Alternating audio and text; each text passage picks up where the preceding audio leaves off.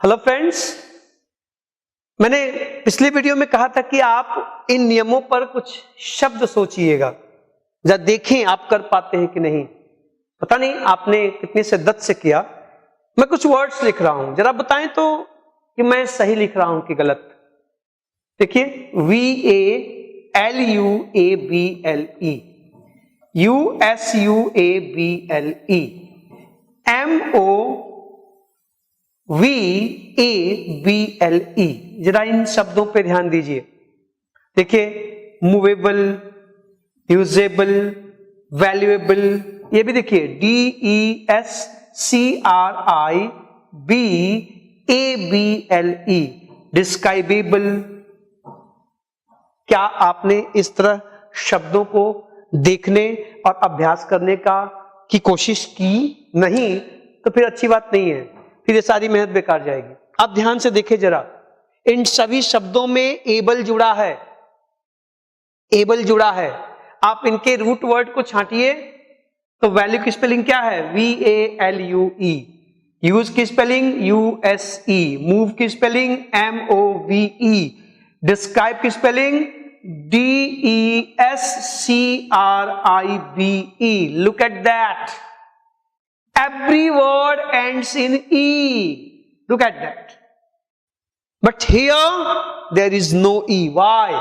Because when we add able to such words and the E is preceded by some consonants that might not be C or G, the E is dropped. इसलिए drop हुआ। आप घर पे practice करें, देखिए वहां ई है, यहां पर ई नहीं है। अगर ये आप नहीं कर रहे हैं, मैं चाहूंगा कि आप अपनी समस्याएं डालें कमेंट बॉक्स में। मैं उन समस्याओं का समाधान करके हमें खुशी होगी और तभी हम आगे बढ़ेंगे। ये सिर्फ इसलिए नहीं कि आप इसको देखें स्क्रीन पर, सीखेंगे तो हम एक दूसरे के लिए अच्छी बात होगी। मेरा भी सौभाग्य होगा, आपकी भी किस्मत शायद कुछ और बेहतर हो जाए नए साल में। अब सवाल यह है कि आपके मन में ये प्रश्न उठ रहा होगा पिछले वीडियो को देखने के बाद कि साहब आपने जितने वर्ड्स में ई को ओमिट किया उन सब में आपने एबल जोड़ा। क्या केवल एबल ही जोड़ता है? और भी चीजें तो जुड़ सकती हैं। बिल्कुल बिल्कुल सही प्रश्न उठा है। अब सवाल है कि अगर हम एबल की जगह कुछ और सफिक्सेस जोड़े, जिन सफिक्सेस का पहला अक्षर वॉवेल हो, एक ही जगह, जैसे OR, ER या AL या ING या IBLE, लॉट्स ऑफ, कुछ भी आप इसमें से ले लीजिए, ये सारी चीजें जुड़े। अब ये इस तरह से एटसेट्रा तमाम भी आप जोड़ना चाहें।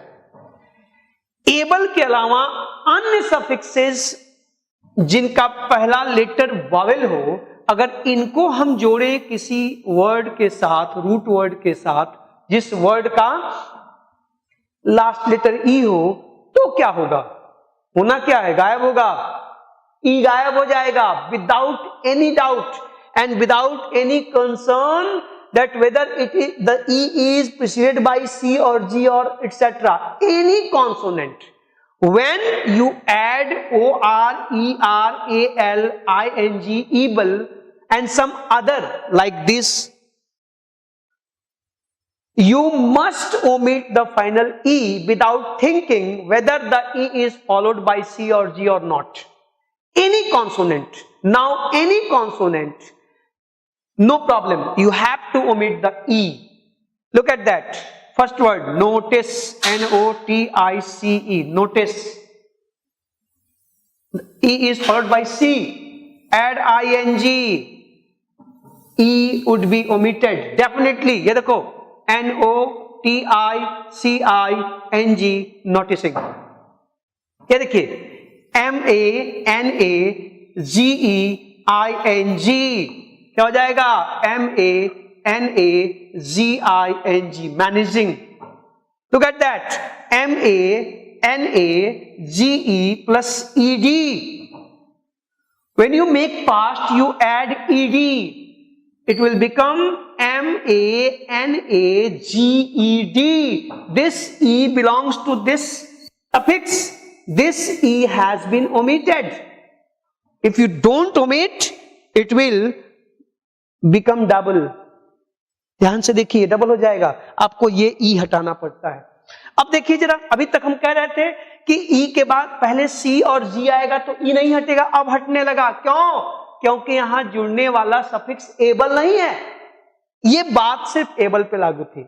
अब आप कहीं भी देखो, अब कोई भी कॉन्सोनेंट आ जाए, अगर वो एबल नहीं है तो आप बिंदास हटाइए। देखो DESIRE प्लस OUS डिजायरस, ये देखिए ई गायब हो गया। ये देखो REFUS रिफ्यूज, जोड़ दो AL, क्या हो गया? रिफ्यूजल। REFUSAL। बात समझ आ रही है? अंतिम अक्षर ई हो, उसके पहले कॉन्सोनेंट हो। Now I am telling you consonant, I am not saying C और G और B और D और etc. Doesn't matter. Any consonant, when E is followed by any consonant and the suffix beginning with a vowel but not A, not A, no, A, there should be A but not able. Able हो नहीं होना चाहिए। अगर वो able नहीं है, AL है, OUS है, ED है, ING है, ER है, OR है, कुछ भी, ये देखो SUPERVISE, सुपरवाइज, जोड़ दो OR, क्या बन गया? सुपरवाइजर। E गायब, E हटेगा तब ये जुड़ेंगे। अगर आप इनको थोड़ा सा ध्यान दें तो स्पेलिंग्स मुश्किल नहीं होंगी। अब सवाल ये है कि जब मैं ये बात कह रहा हूं तो आप में से कुछ दोस्तों के मन में ये प्रश्न उठ रहा होगा कि साहब अगर आपकी बातें सही हैं और ये स्पेलिंग रूल्स सही तरीके से लागू हो रहे हैं तो फिर कुछ शब्दों में ई को लेकर हम कंफ्यूज्ड क्यों होते हैं? जैसे ARGUE, आर्ग्यू। मैंने आपसे कहा कि ई के पहले कॉन्सोनेंट होगा तो ई गायब होगा, ठीक? यहां ई के पहले वॉवेल आया है यू, आप इसमें जोड़ते हैं ING तो ये साहब बन जाते हैं क्या? ARGUING, arguing. अब आप कंफ्यूज्ड कि अभी तक तो आप चिल्ला चिल्ला के कह रहे थे कि वॉवेल कॉन्सोनेंट आएगा तो गायब होगा, कॉन्सोनेंट आएगा तो गायब होगा। यहां ई के पहले साहब वॉवेल आ गया, फिर भी हम स्पेलिंग में देखते हैं कि ई गायब हो जाता है। क्यों? क्या ये नियम से परे है? बिल्कुल परे नहीं है। अब इस बात को समझने के लिए आपको थोड़ा सा पीछे जाना पड़ेगा। आपको स्कूल्स में बताया जाता है कि 26 लेटर्स में 5 वॉवेल्स हैं, 21 कॉन्सोनेंट्स हैं। फाइन, बिल्कुल सही है। बट जब आप इन चीजों को गहराई में जाके पढ़ते हैं तो पता चलता है कि उन 5 वॉवेल्स के अलावा कुछ और भी साउंड्स हैं जो वॉवेल की तरह यूज किए जाते हैं, जैसे वाई। अब वाई कभी य जैसा साउंड करता है, कभी ई जैसा साउंड करता है। अब जब कहते हैं क्राई, देखो आप वाई को आई पढ़ रहे हैं। आप जब कहते हैं रिदम तो आप वाई को ई पढ़ रहे हैं। आप जब कहते हैं लोनली तो आप वाई को ई पढ़ रहे हैं।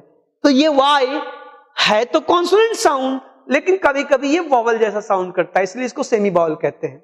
In the same way my dear friends, this U is considered sometimes consonant when it is preceded by G and Q. When you insert U after G or Q, it sounds like Y. It sounds like Y or W. Y or W. कौन? You. ये you जो है, ये जो you है, ये कभी W जैसा साउंड करता है और कभी Y जैसा साउंड करता है। जब ये आता है किसके पहले? Q और G के पहले। Make it clear. G plus U sounds like Y and Q plus U sounds like W. Look at here. ARGUE क्या पढ़ते हैं? Argue. This is argue. The U is sounding like ear. It has become a consonant. It has become a consonant. It is an integral part of this G. It means the E is technically preceded by a consonant. That's why before ing E has been omitted. You have to. फिर से सुनिए, आप जब G के बाद U लेके आते हैं तो वो U य जैसा साउंड करता है। आर्ग्यू। आप ऊ नहीं बोल रहे हैं, यू बोल रहे हैं। य में ऊ की मात्रा। Argue. Look at here. That's why this U is considered a consonant. And what is the rule? When E is preceded by a consonant, you add ing, er, or, it is omitted. ठीक वैसे ही जब Q के बाद U आता है तो ये W sound करता है, W जैसा। आप देखो, Q U I C K क्या बोलते हो बेटा? क्विक। क्विक। वाह, कॉन्सोनेंट हो गया। तो ध्यान से, जब U Q के बाद आए, U G के बाद आए, तो वो कॉन्सोनेंट जैसा साउंड करता है। इसलिए उसके बाद अगर E आते हैं, उस E का ओमिशन हो जाता है इन परिस्थितियों में जब उसमें आप जोड़ रहे हैं ER, OR, AL etcetera etcetera. इसलिए कोई कंफ्यूजन नहीं होना चाहिए। कोई आपसे कहे कि तुम्हारे रूल्स ठीक हैं, तुम बहुत इसको अच्छे समझ गए हो, तो बताओ कि आर्ग्यू में क्यों ई हटता है? ठीक, तो आप कह दीजिएगा साहब इसलिए क्योंकि यहां पर जो यू है और ये जो यू है क्यू और जी के बाद वो कॉन्सोनेंट जैसा साउंड करता है, इसलिए वहां पे हटा दे, क्योंकि सब कुछ साउंड ही है। लेटर बोले तो साउंड। अब जब ये बातें हो गई तो यहां पर एक महत्वपूर्ण बात आपसे करनी है। क्या? कि आप अब इन चीजों को समझने लगे, इस पे चर्चा करने लगे, बातें करने लगे। कोई आपसे पूछ सकता है कि चलो भाई ठीक है, मान लिया आपकी बात, तो ये बताओ कि स्टोन की स्पेलिंग तो STONE होता है और स्टोनी की स्पेलिंग STONY होता है। यहां पर तो Y जुड़ा और ये Y कॉन्सोनेंट है, तब ये E क्यों गायब हो गया? अभी मैंने आपसे बात की कि कुछ कॉन्सोनेंट साउंड्स वॉवेल साउंड जैसा साउंड करते हैं, कुछ वॉवेल्स कॉन्सोनेंट जैसा। ये जो Y है, मैंने जैसा अभी कहा आपसे कि ये कभी य है कभी ई है। तो सिंपल सी बात जान लो, when Y is added to a word as a prefix, suffix, not prefix, as a suffix, it is considered a vowel, always considered a vowel. I repeat, when Y is added to a particular word as a suffix, it is considered a vowel. हम जब Y को प्रत्यय के रूप में, suffix के रूप में किसी शब्द के साथ जोड़ते हैं तो उसे हम वॉवेल मानते हैं, क्योंकि अंत में जब भी Y आता है, अकेला लास्ट वर्ड जब Y होता है तो उसका साउंड I या E जैसे होता है। अब जब ये बात आ गई कि Y को हम सफिक्स के रूप में वॉवेल मानते हैं, और अभी नियम क्या था कि वॉवेल जब जुड़ेगा और E के पहले कॉन्सोनेंट होगा तो E की छुट्टी हो जाएगी। तो देख लो, स्टोन के लास्ट में E है, Y जुड़ा, it is here a vowel that's why E has been omitted. Very simple. Some other words you can take, some other words. Sponge, SPONGE, Y add कर दो, क्या हो जाएगा जी? स्पॉन्जी। आप कहीं ले लो, जहां भी आप देखोगे लास्ट में ये ई होगा, यहां पे स्पॉन्ज, SPONGE।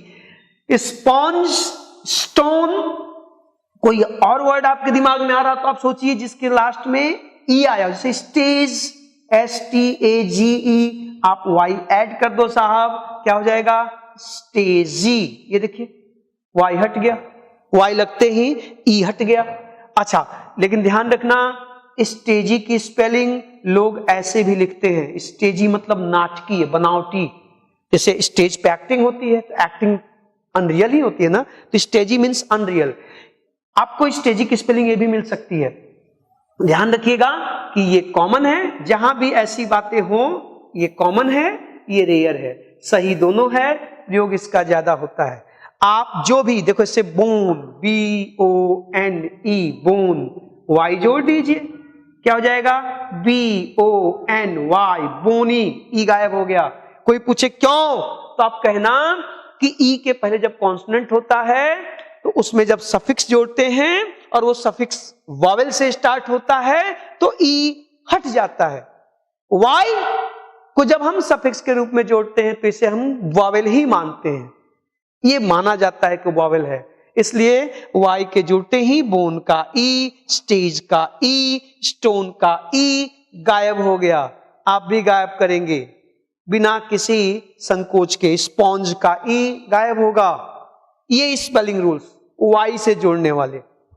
लेकिन अभी भी आप परेशान होंगे कि सर जी आपने 4 वर्ड्स से बातें शुरू की थी, हम लोग देखे जा रहे हैं, लेकिन उन 4 वर्ड्स का समाधान अभी तक नहीं मिला है। तो साहब नियम होते हैं तो नियमों के अपवाद भी होते हैं। सवाल यह है कि हम लगातार ये बात करते जा रहे हैं कि वॉवेल होगा, वॉवेल होगा तो गायब हो जाएगा। इसका एक मतलब तो साफ निकल रहा होगा आपके सामने ना, इसका मतलब कि अगर जुड़ने वाला सफिक्स कॉन्सोनेंट होगा तो ई गायब नहीं होगा। जैसे MENT, मेंट, आप जब मेंट जोड़ेंगे किसी भी शब्द में, या LY, MENT, इस तरह के सफिक्स से जब आप जोड़ते हैं तो उसमें क्या होता है कि इन शब्दों का ई गायब नहीं होता है।